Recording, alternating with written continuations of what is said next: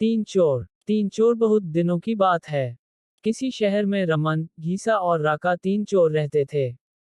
तीनों को थोड़ा थोड़ा विद्या का ज्ञान था। तीनों चोरों को विद्या का ज्ञान प्राप्त होने के कारण बहुत घमंड था।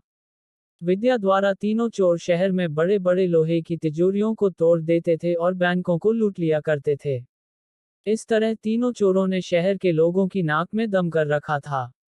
एक बार तीनों चोरों ने एक बड़े बैंक में डकैती करके सारा माल उड़ा दिया। तब पुलिस को खबर हुई तो तीनों चोरों को पकड़ने के लिए तलाश करने लगी। मगर तीनों चोर पास ही के एक घने जंगल में भाग गए। तीनों चोरों ने देखा कि जंगल में बहुत सी हड्डियां बिखरी पड़ी हैं। रमन ने अनुमान लगाकर कहा, ये तो किसी शेर की हड्डियां हैं। मैं चाहूं तो सभी हड्डियों को अपनी विद्या के ज्ञान द्वारा जोड़ सकता हूं।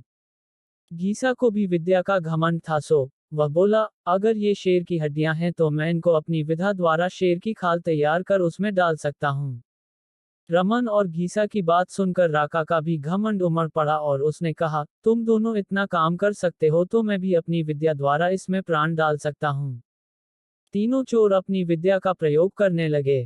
कुछ देर बाद रमन ने सारी हड्डियों को जोड़ दिया और घीसा ने शेर की हुबहू जान डाल दी। थोड़ी देर में तीनों चोर सामने एक जीवित भयानक शेर को देखकर थर थर कांपने लगे। मगर शेर के पेट में तो एक दाना नहीं था।